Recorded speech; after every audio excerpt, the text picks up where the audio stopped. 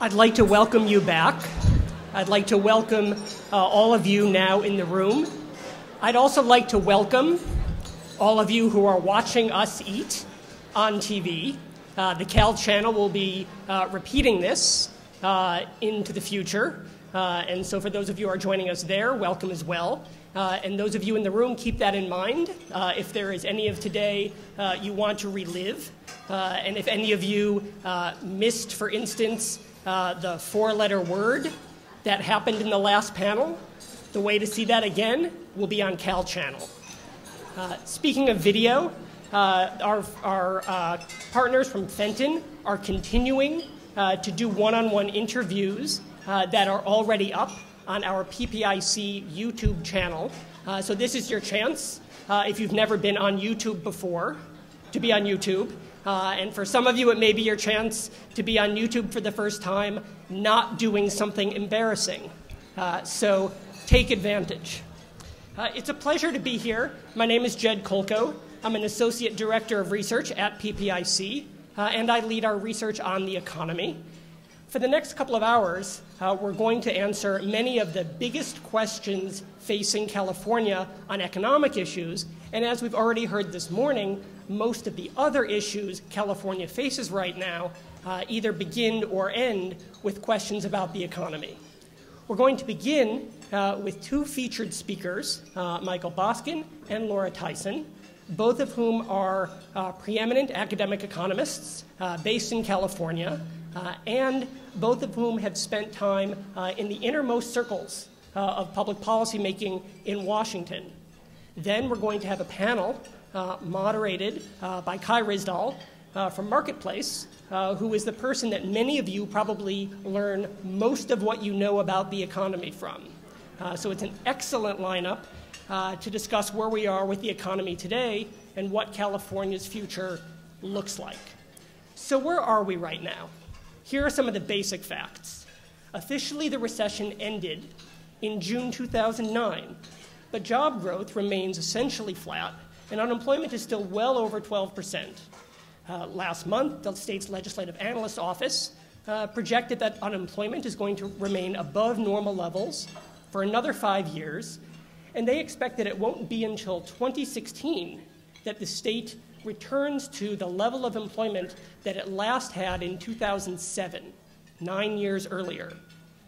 California and the nation are stuck between recession and recovery. Policies made at the depth of the crisis are coming to an end.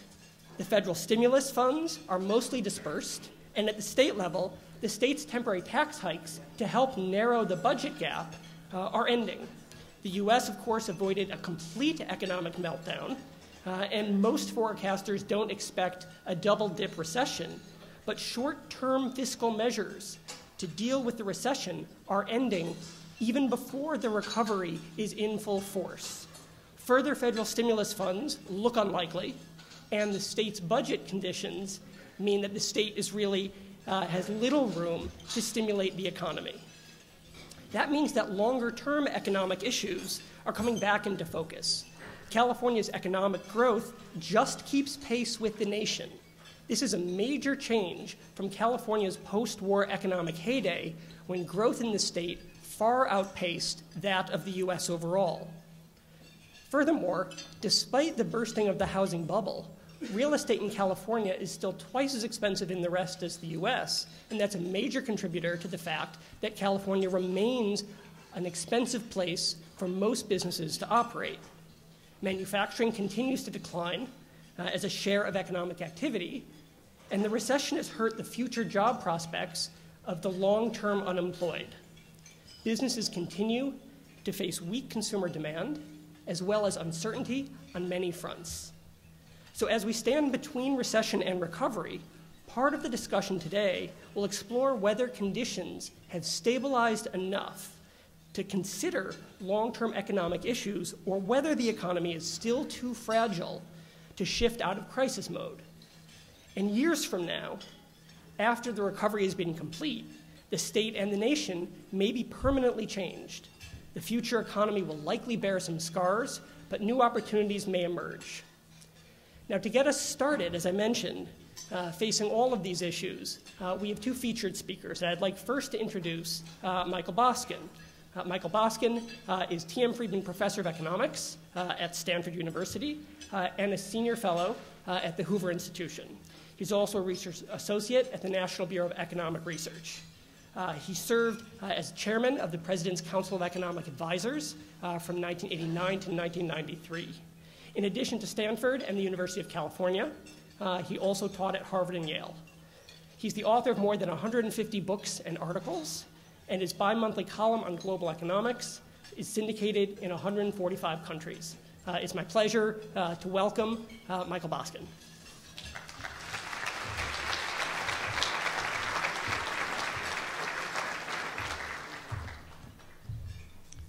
Thank you for that gracious introduction.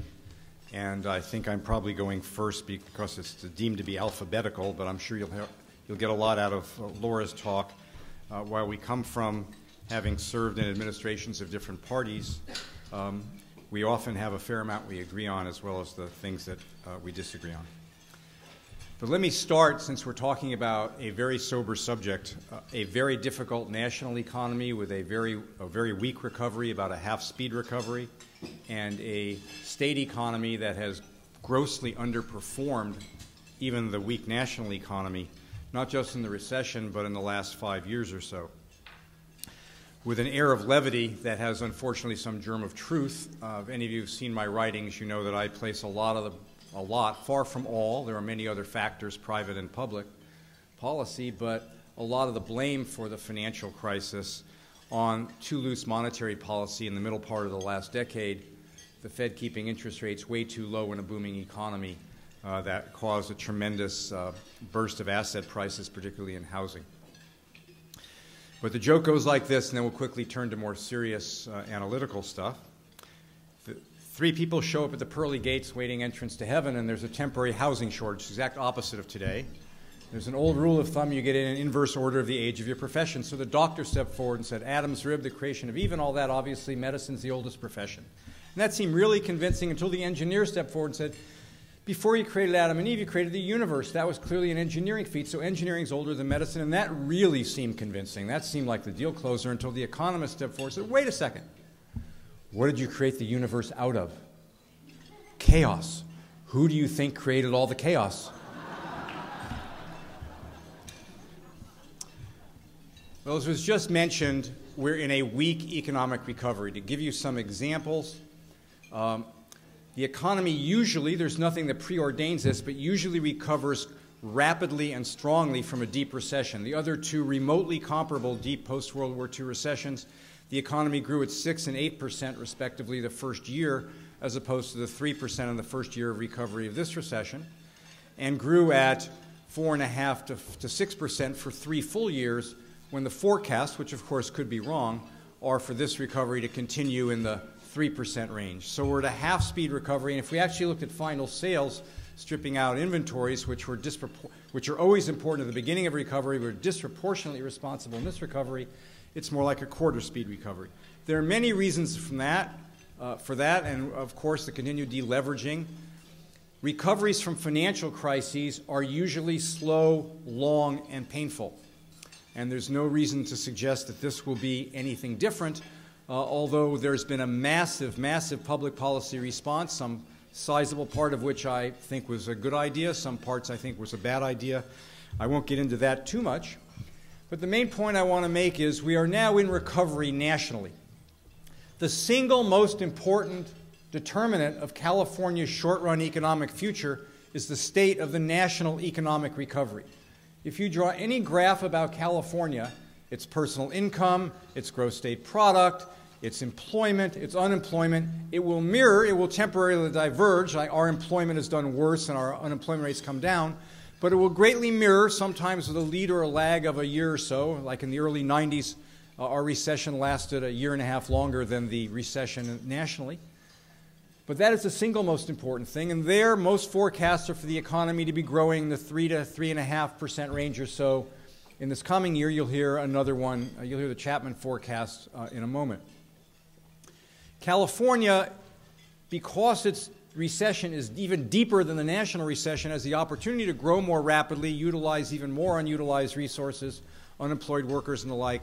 But I think most people, because housing has been so important in California, believe that California's recovery will not substantially outstrip the national recovery, might even fall short. But anyway, if you think of recovery in the threes, that would kind of be a base case. Slow, painful, not rapid enough to cause substantial declines in unemployment, likely to be associated with a small decline in unemployment. The next most important thing for California's economy is the health of our other trading partners besides the other 49 states. Canada, Mexico, and Asia in particular, but globally. And there, of course, the Europeans are in the midst of a big fiscal contraction. They have reacted more forcefully to their budgets getting way out of control, partly automatically and partly with some discretionary actions to deal with the crisis.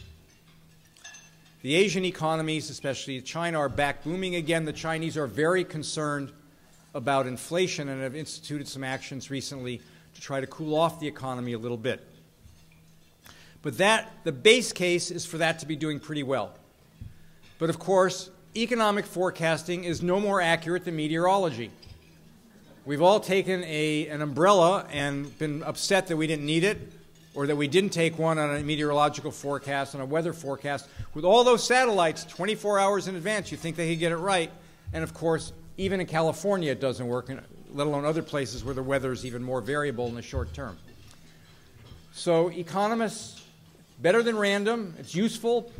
It's a base case for a planning device, for planning purposes, but anybody that doesn't, as an investor, a business manager, a governor, a legislature, doesn't have a plan B and have some sensitivity analysis to what happens if things go more poorly or we do a little better, is not being responsible. Let me say a word or two about the state's economy. California used to be the national economic leader and has great strengths to this day, many of which have not dissipated.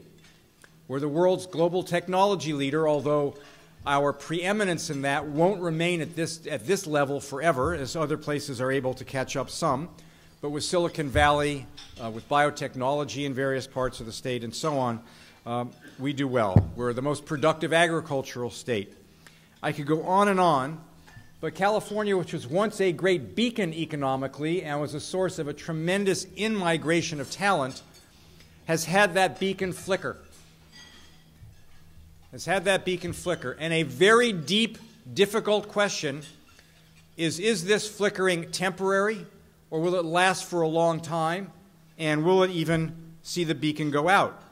And I think we have in our capability to make some fundamentally wise decisions that will give us a much greater chance to continue a strong California economy when we come out of this recession going into the future. But let me give you a couple of statistics that will help point out how much more poorly California has done than the national economy. I know that's depressing. We heard the unemployment rate, but let me turn it around this way. If the decline in employment in California since the end of 2005, kind of the middle of the last expansion, a couple of years before the peak of the housing bubble was 2006-07, the recession started around the end of 2007, beginning of 2008. We had a mild first 3 quarters, and then it collapsed. So if we go back to then, if California's employment loss had been no worse than the average of the other 49 states, there'd be almost 2/3 more Californians employed today than there are. Now, there are many reasons for this difference. Some of them are cyclical. Some of them are structural. Economists will debate which is which. Is it 50-50, 80-20, 20-80?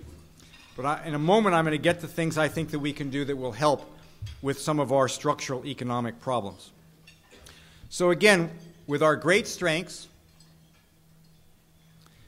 we have the opportunity to recover from deep recession and to set a framework for a much better business and jobs environment for California's economy for the future. I believe the core of the problem, the fundamental core of the problem in California, is the combination of the level and spending and huge variability of spending and tax revenue, as well as some excessive regulation and litigation that has created a difficult business environment in California. The business environment in California among respected organizations that rank states things is near the bottom. I was on a tax reform commission that the governor and the Democratic heads of the Assembly and legislature appointed 2 or 3 years ago. We were asked to come up with a more pro-growth, less anti-growth, less volatile tax system, and we did. I'll say a word about that in a moment. But just to give you an example, there is virtually no other state whose tax revenues are as volatile with respect to the economy. What happened, and our marginal tax rates, which are most important for economic decisions, in the top rate in the personal income tax, our sales tax, our corporate tax, our gasoline tax are at or very near to the top among all the 50 states. Our property taxes are in the 30-somethings of the 50 states on a personal income basis, in the 20-somethings on a per capita basis. We're a high tax state. We're not the highest in terms of revenues as a share of gross state product or personal income. We're in the top 8 or so or something like that, but we're very near the top in our marginal tax rates. The base has eroded. This becomes a problem not just in and of itself, but because in our fiscal system, our system is so income elastic. It booms so much when incomes grow, and it collapses so much when incomes decline, that the revenue system is totally out of whack. When incomes grew at 10 or 15% nominally in the latter part of the last decade, we saw revenues surge 1.5 to twice as much, and we saw spending grow even more than that, apparently on the assumption not only would the spending continue, the revenues continue at this level, would keep rising during the tech stock bubble boom and the other bubble from 2000. This last time around, the same thing happened. And of course, out the other end, revenues just collapse. Revenues just completely collapse. Because of the both heavily progressive tax system, we tax capital gains at ordinary rates, so we're very dependent on the stock market. And we tax, of course, stock options are very important because of Silicon Valley in this area, and those, of course, go straight off the top as if they were just wages, which perhaps that's how they should be taxed, but that adds to the volatility of the tax system. So much of our revenue is coming from such a tiny part of our tax base. The income tax, our most important revenue source for the state, half of it comes from 1% of the population. Now, that 1% of the population has a disproportionate share of income, but in the 20-somethings, and when they pay half of the income taxes. So this progressive tax and spending ideal, whatever one's views about its desirability or its ethics and the good deeds it tries to do, winds up creating a situation where it basically undermines the ability of the state even to deliver essential government services to our neediest citizens whenever we have a problem. So there's something basically amiss in the way we've gone about making our fiscal decisions and in our fiscal structure. You might think a rational thing to do would be to run big surpluses in the booms, but even when Governor Schwarzenegger finally got a tiny rainy day fund, that was immediately raided when they needed the revenue. So we need a more stable, more reliable, not just for the recipients of the state services, but for the people paying the taxes. And with the current large short-term budget deficits for the remainder of this fiscal year and next, and with the continued large structural budget deficits year after year because of all the one-time things that have been done to deal with the short-term problems, we're not the only place that does that. That's the first natural thing that elected officials do at the federal and state and local level. We have a medium-term structural budget deficit, and then we have this explosive long-term unfunded liabilities in the pensions and health care costs for government employees.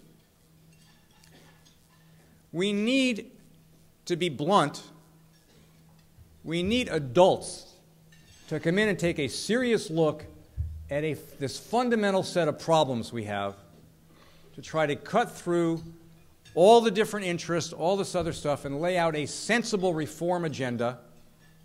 It may not be able to, it may have to be phased in over time. People are going to have to deal, the legislature and the governor are going to have to elect, will have to deal with the current budget shortfall. But we need to get out of this nonsense because businesses not only have great uncertainty about their economic future and about economic policy in Washington, our best businesses do not expand in California. They expand elsewhere because of our high costs, the uncertainty, the instability, and the risks that they're going to be stuck paying bills because we can't get our own house in order. It would be hard to come up with a stupider brew if you're trying to have an environment that is conducive to serious long-term employment in California.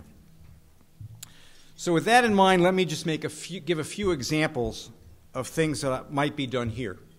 Because I think if California got serious about dealing with these problems, as painful and difficult that is, and stop kicking the can down the road, I think it would create a much better business environment in California. There would be more small business hiring. Some of our large businesses would expand elsewhere later, would have more employment in California, and so on. It would be radically better for the state, radically better for our businesses, radically better for our employees, our labor force, and radically better for the people who are dependent on the state for various services to get them consistently and reliably. So let me just mention 4 quickly, and then I'll summarize and turn it over to Laura. So these are among the things that need to be done. I mentioned the budget. I'll come back to that. California has a vastly disproportionate, an amazingly disproportionate share of national welfare recipients. Look at the statistics. You'll be shocked. And among the reasons, there are many reasons. Some of this is natural, some of it isn't. But we have been lazy. We have not undertaken the kinds of sensible welfare reforms that other states, from Wisconsin and Michigan on, started out many years ago and became the basis for the national welfare reform movement. We have been lazy in trying to do innovative things that will get people off of welfare into jobs. That's not going to happen much now in the deep unemployment and the deep recession. But we need a welfare system when the economy's back to sensible employment levels, normal employment levels in several years, that gives these people a chance to get back into the workforce. In K through 12 education, it is widely estimated that over 40% of the spending does not get into the classroom. Now, you just had a panel on education, and I wouldn't pretend to be as expert as many of the people who were involved in that panel. But no business, no private university like Stanford, no quasi-private university like UC Berkeley, no charity could long survive, attract support, if it was spending 40% of its funding outside of its core services it's trying to deliver. I personally believe the best teachers don't get paid enough, but obviously we need to reform, a lot of reforms in education to get rid of the worst teachers, to get better merit pay.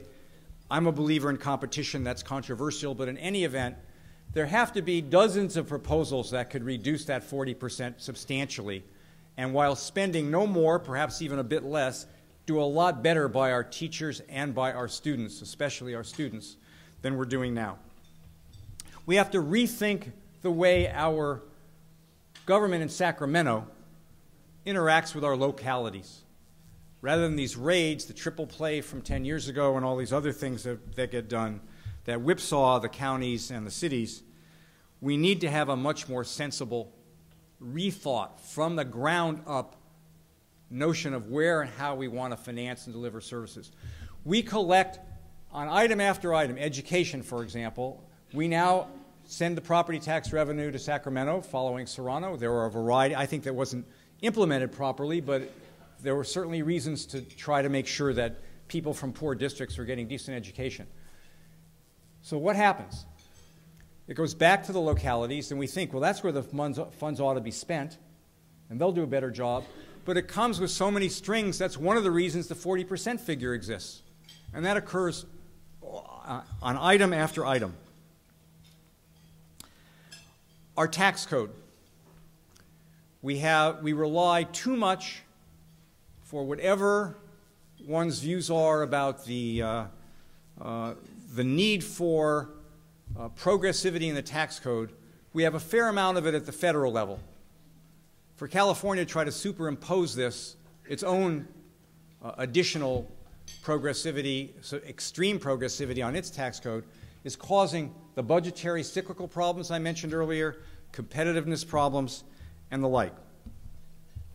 So we need a tax reform that's on a broader base. It's a much more stable source of revenue.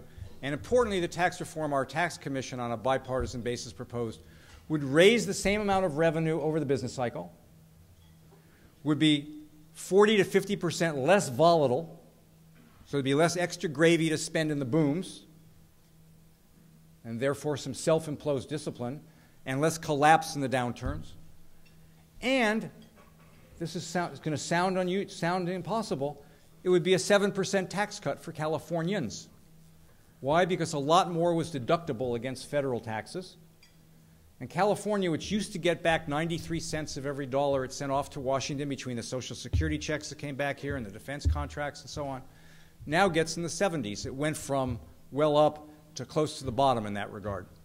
So these are things we have to think about. There are controversial parts of what we did and so on. I'm not going to go into the details here, but we need to rethink this at that level of fundamental thinking about how we can get some of these deep problems to stop recurring every 5 or 10 years that leave us not just the annual budget gridlock, but in deep crisis every time the economy or the stock market has a problem.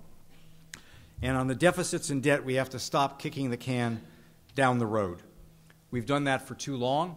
You can only refinance the inherited short-term borrowing every once in a while, and then you wind up, unfortunately, not just with the highest tax rates and things of that sort, but you wind up with dead last in your bond rating.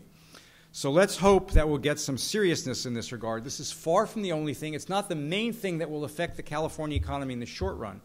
But if you want to do something that will reinforce that and give us a much better chance coming out to have a strong California economy going forward and a far more stable basic net infrastructure of California's taxes and budget and borrowing and so on for the state, that's the place to start. Let me finally conclude that I'm cautiously, extremely cautiously optimistic that something can get done in this regard over time. There's been a lot of talk about it in Sacramento on and off. And like most people, we Californians, or like other Americans and other people around the world, we tend to only do things we really have to do when we're forced to really do them. So let's hope we do them soon before time runs out. Thank you very much.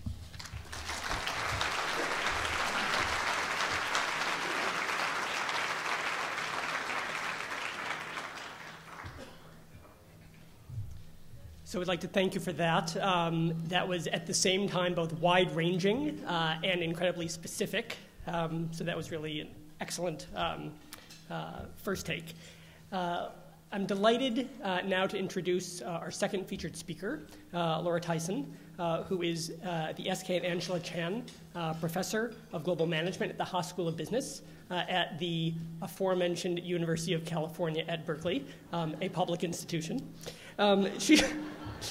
She served as Dean of London Business School from 2002 to 2006 and as Dean of the Haas School of Business from 1998 to 2001.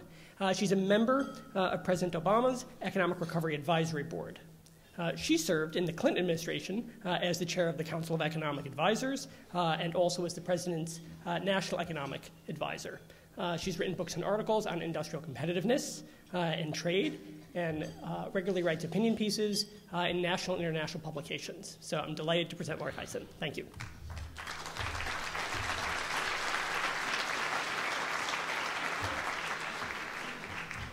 Thank you very much. It's a pleasure to be here. I should say that I actually do agree with Michael's characterization of UC Berkeley as quasi-public. He probably mentioned that in part because I don't know how many of you know this. You hear about him as a Stanford professor. He is a Cal alum, okay?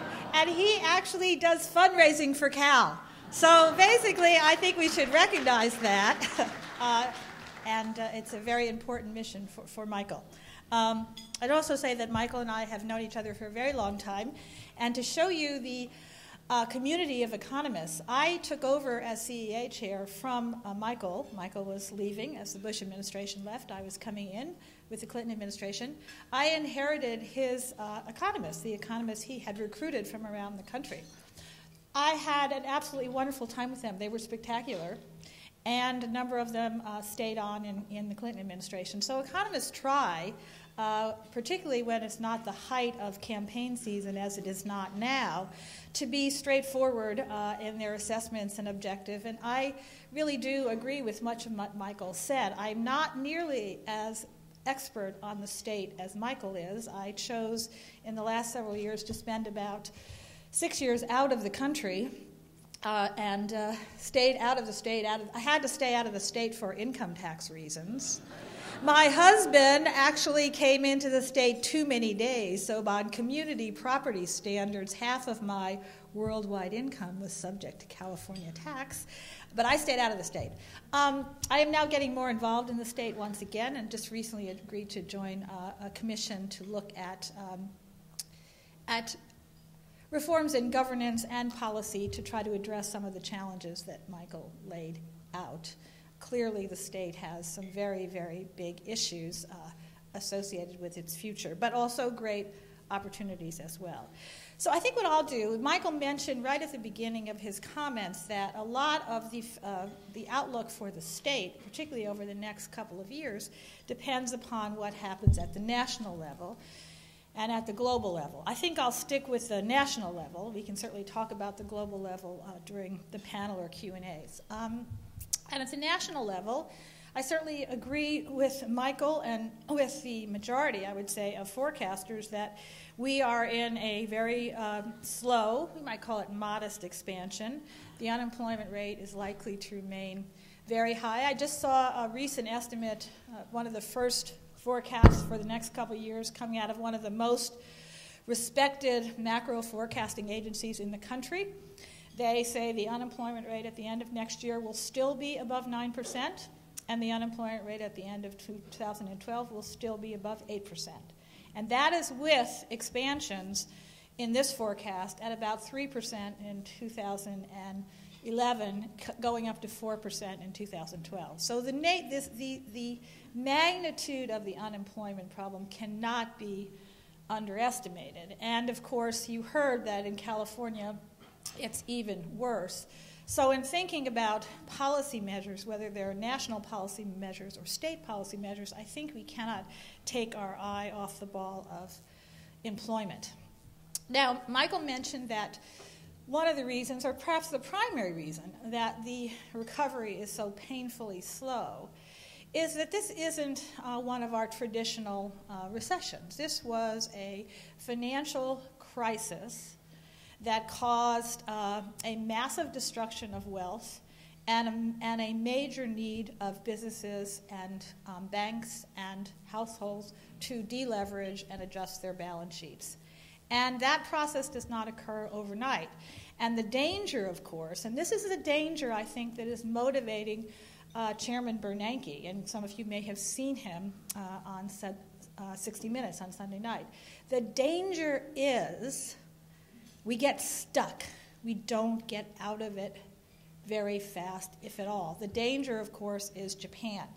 You know, the last summer when everyone was worrying about debt crises, and they're worrying about them again now, but when Greece first bubbled up, there were lots of articles, lots of conferences I was in. People said, well, isn't California just Greece? Well, you know what? The U.S. isn't just Greece. The greater risk for the U.S. is we are Japan, not Greece, that we get caught in a decade of very low growth, very weak expansion in capacity, bordering on, tinkering with, maybe falling into deflation. That is the concern that I think is the legitimate concern. And so I tend to look at policy from that perspective at the national level. I think when you look at the risks, I see that as the major risk. I also think when you look at national policy and state policy as well, and this goes to some of what Michael said, I think we have to put this recession and its very painful recovery into perspective in terms of what came before. And I think it is important to note that before the recession set in, between the middle, say, between 2002 and 2007, when the economy was in an expansion, median real family incomes declined. This was a very weak and not a very broadly shared economic expansion. So households were not at all well positioned for this situation. Their disappointment with what was happening to their median income probably explains to some extent why they took advantage of the very low interest rates to which the Federal Reserve did contribute, but to which, by the way, savers all over the world contributed by massively investing in subprime mortgage-backed securities. Interest rates were very low. Households were pressed. The median household was pressed. Income was disappointing. Borrow against the value of your house. Refinance your mortgage. Go and get a home which at least delivers part of the American dream, even though you can't deliver all of it to your family. So I put that out there because the pain, the fact that we can officially say the recession is over and people look blankly, you need to understand how they were feeling before the recession set in. Of course, the other thing that's true, and my colleague at Berkeley, Bob Reich, makes this point all of the time, is that one of the major challenges in the United States, or one of the major trends in the United States, you could view it as a challenge or not. I view it as a challenge, but one of the major trends in the United States, besides the stagnation of median family income, was the increasing inequality of income. So what Bob points out is that in 2008, right before everything came apart, the share of national income going to the top 1% was as high as it was in 1928. And it hadn't been that high before. So we have had slow, disappointing income growth for the median household. We have had widening inequality. I think Chairman Bernanke mentioned widening inequality on Sunday night as one of the issues facing United States policymakers. So I just bring these up because in thinking about solutions, we actually have to think about the trends that exist. Let me also say that another trend that I think is not sustainable for the future is the U.S., particularly in the 10 years leading up to the crisis, depended more and more on consumption as the driver of growth. So consumption, historically speaking, about 66% of GDP, maybe. Well, at the peak of the last expansion, it was up to about 72. We weren't getting any growth momentum from exports. Net exports were negative. That was taking demand out of the economy. We were getting some from capital investment, but this was not a capital investment boom. This was a consumption boom and a residential construction boom. And households can't sustain that at that rate of growth going forward. Consumption was growing faster than household income, and savings rate was plummeting to zero, and people were borrowing. That can't work in the future. So when you think about the growth rate of the U.S. economy and its long-term growth, you have to think about, well, what if consumption can't grow at 3.6% a year, which was the average growth rate in the 10 years preceding the recession? What if it only can grow at, 2.7%, or even 3%? That's a big reduction in the growth rate. If you just do the math, it's a big reduction in the growth rate. So we've got to shift our growth over time to more exports. That's one of the reasons the president has proposed doubling exports in the next 5 years. And of course, California should be well positioned for that. We have to invest more in both the private sector and in the public sector. And that's why investments like high-speed rail, where California has at least by referendum and by goal wants to be a leader, or investment in clean energy has to be a leader, we need to invest more. Those are things we need to do. We need to shift the composition of our economy just a little bit, but meaningfully, to more investment and more consumption, more investment and more exports. And I do underscore, when I talk about investment, I mean both private, but I do also mean public. So now, with that as a kind of sense of the kinds of problems we face, I guess there's one other point I just want to put out here, and that is the unemployment rate. I mentioned that the forecast I saw had the unemployment rate not falling below 8% by 2012. But let's think about the magnitude of the problem. So there are about 24 million Americans right now who either are unemployed or who are employed part-time but would like to be employed full-time but can't get a full-time job. So the 24 million is the 17% of the workforce, and it includes those who are completely unemployed and those who have a job which may only be a few hours a week and would like more work. There is also the problem of the long-term unemployed, which essentially remains about 42% of all unemployed. Now, the reason I bring those numbers up is just to show you there's a very good effort at the Hamilton Project in Washington to keep track of what's called the jobs gap. And it's the number of jobs the U.S. would have to create to get back to the peak level of employment in 2000, at the end of 2008, and then to add enough jobs to take all the increments to the labor force that have occurred since then, because the labor force grows. Labor force grows. This used to be viewed as a strength of the U.S., that we did not have a declining population, we had a growing working force population. So if you take the jobs gap as that number, the number to get back to the max plus to employ everybody that actually is added to workforce, we're short about 11 million jobs. We're short about 11 million jobs, and if we grew jobs at 200,000 a month, net 200,000 a month, it would take somewhere between 10 and 12 years to fill the jobs gap. 10 and 12 years. We're nowhere near 200,000 jobs a month, okay? The closest we got 1 month in 2010 was 150,000, okay? So we have a huge hill to climb, which goes to the point about anything we do should focus on jobs. So now let me turn to policy, and I will talk about the national policy agenda. And I would say, based on my interpretation of the situation, the U.S. faces three kinds of deficits. I tend to think of it this way. We have a jobs deficit. I just talked about that. We don't have enough demand for the workers we have or for new additions to the workforce. That's the jobs deficit. We have a well-known fiscal deficit, so does the state. And I would say we have a growth deficit. Now, the growth deficit is that during a period of this kind of financial crisis, there is unfortunately a lot of evidence out there historically that says when a country recovers, it doesn't recover to its old growth rate. It recovers to a slower growth rate.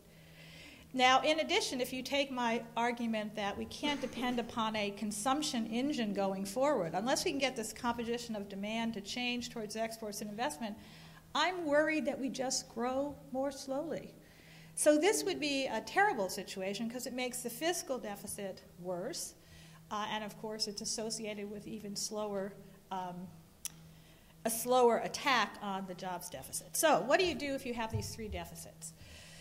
Well, I'm going to give you my sort of view of what I think economic policies could be, and I'm guessing I know where Michael would disagree. And some of it it's happening, and some of it isn't happening. So my view would be I do think we need more fiscal and monetary stimulus now. I am a complete supporter of Ben Bernanke and QE2. I know all the risks involved. You have to measure those risks against other risks. And by the way, one of the things that Michael didn't mention and I didn't mention up to this point is the inflation rate. The inflation rate is basically below 1%. In this forecast I just talked about, they predict a below 1% inflation rate for the next 2 years. Bernanke's saying that's too close to deflation. That is too close to where we don't want to be. Inflation's not a problem. It's not a risk. Let's use some monetary support for the economy. So I'm a QE2 supporter. What happened last night, the tax deal? I certainly it wouldn't have been my deal, but I probably, sitting in that room, I asked myself, would I have voted for it? Yeah. We do need to worry right now about demand. And this package looks to be about $900 billion of demand support over the next 2 years. It looks to be as big as the first stimulus package. And that is really important. I don't like all the parts of it. I would have not extended the rates for the top 2%. I would have taken the revenue collected from that and put it in an infrastructure bank, or put it in a payroll tax cut for employers, put it in a corporate tax rate reduction for a year. I would have done something different. But the point is, it's $900 billion. And the economy needs support right now. Without that bill, without an agreement here, the fiscal stimulus was going to go from about plus 1.5% of GDP in 2010 to negative 0.5 to negative 0.5% in 2011. That's a huge shift. That's a shift of 2 percentage points of GDP. We didn't want to go there. The economy is too weak for that kind of shift right now. So this was needed fiscal stimulus. Not ideal. Everybody can complain about every part of it, but I think that it was the right thing to do. What's missing is the third part of my ideal scenario. So I'm okay with QE2. I'm okay with additional fiscal stimulus. I wanted to see, and I think a lot of economists wanted to see, this all combined with a credible long-run deficit reduction package. Because we have to get our medium-term and long-term fiscal problem under control. If we had announced something like that right now, I think the world financial markets would have given us a huge round of applause and would have seen the U.S. as governing itself in a fiscally responsible way. Now the message we've sent to the world is, we think we can afford $900 billion of additional fiscal stimulus over the next 2 years, and I think we can too, but that's what we're saying. We can afford this, we can borrow it, the government can borrow it. The deficit will come down as the economy gets stronger, and we'll solve the deficit problem, the long-run problem, later on. We'll procrastinate a little bit more. And of course, what we've seen in the past couple weeks are two very interesting proposals for long-run deficit reduction. Actually, they're medium-term. They don't wait until 2020. A lot of their work is with a 2020 goal, but they actually begin to take effect in 2015 and go forward. Those proposals are worthy of serious consideration. They are worthy of a real bipartisan effort to come up with a deficit reduction plan that actually is credible, that's multi-year, that's gradual, that is introduced not too soon. Domenici, Revlin, and Bowles-Simpson were very clear, don't do this too soon. And by the way, it's okay to do a bit more fiscal stimulus now, but you better start putting in place things for 2015 and beyond. Let me just say a few words about this, and then I will stop. In order to, what's the goal? What should be the fiscal policy goal? What should be the fiscal policy goal? So I said we have a fiscal deficit. What should be the fiscal policy goal? It's to stabilize the debt-to-GDP ratio at some level that we feel is sustainable in capital markets. A lot of economists gravitate to the 60% of federal debt as a share of GDP. If you look at our own history, you look at the history of other countries, you look at our ability to raise and roll over funds in global capital markets, that seems like a sensible goal. We're not on that path right now. The debt-to-GDP ratio probably is, by some measures, and I would put myself here, probably around 60% right now, but it's rising. And it really takes off in around 2020, 2019. And the reason it takes off is demographics and healthcare spending. I don't think anyone should actually think about the deficit problem as somehow a general government out-of-control problem. It is certainly the case that we need to make cuts, I believe, in defense. It's certainly the case that we probably need additional revenues. And by the way, both Simpson-Bowles and Domenici-Rivlin had additional revenues. Domenici-Rivlin had a VAT, a small VAT, which they said would be a reduce the debt VAT. That's what they proposed. So both plans recognize the need for revenues. But even if you do something on revenues, and you do something on defense, a meaningful part of the government budget, and you do something on discretionary spending, and you do something on Social Security, the major drivers out there in terms of getting into unsustainable territory in the future are demographics and health. So I just put that out there because in thinking about deficit reduction policies in the long term, one needs to look at that. I just will, the other thing I want to say about deficit reduction is we tend to think about taxes, raising revenue. We tend to think about government spending, I don't know, cutting putting a freeze on discretionary spending. Okay. There's a whole other item which I applaud both of the budget commissions for identifying, and that is tax expenditures. So in the United States, we spend about $3.5 trillion right now at the federal level. We spend an additional $1 trillion on tax expenditures. What are tax expenditures? There are things the government might have spent money on the spending side of the ledger if that had been politically possible, but it wasn't politically possible, so instead they put it on the tax credit or tax deduction or tax subsidy part of the ledger. But believe me, that it is essentially, I would say, somewhere in between. It's as equivalently viewed as spending as it is as tax, and I think that's very important, and I applaud the commissions. So I go now finally to my growth deficit issue.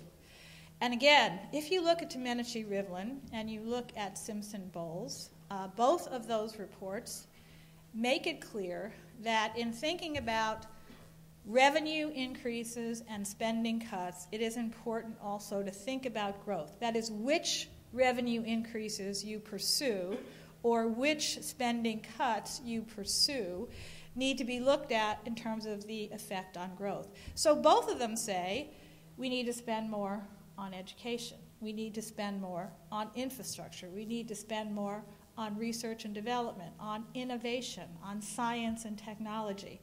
They both also say we need to reform the tax code. They actually put a lot of emphasis on something that I think is very important here, the corporate tax code. We need to reform the corporate tax code. The corporate tax code is a mess, and it does not provide clear-cut. It puts American companies at a competitive disadvantage. It really puts them at a competitive disadvantage. We're in a global economy. Our companies face, unless they use very elaborate tax planning mechanisms, which are entirely legal, unless they do that, they are at a competitive disadvantage because of the tax rates here, the marginal tax rate that Michael mentioned, are so high. That is one reason why American companies hold perhaps something like $1.4 trillion now of cash outside the United States. So this is a very important issue. We have to reform tax, and when we reduce the deficit, we have to make sure that certain areas of spending are areas where we actually make investments because they're not just typical wasteful government spending. So jobs deficit, fiscal deficit, growth deficit, think about them all together. And when you look at any policy proposal, think about how it affects those three things. Thank you very much.